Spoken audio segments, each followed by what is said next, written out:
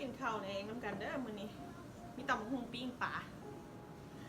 แซ่บๆน้ำกันอันน่ะตำสบายนางนะตำยัวท่านเป็นภาษาลาวของห้องเนาะทำใหญ่เลยตอนบักใหญ่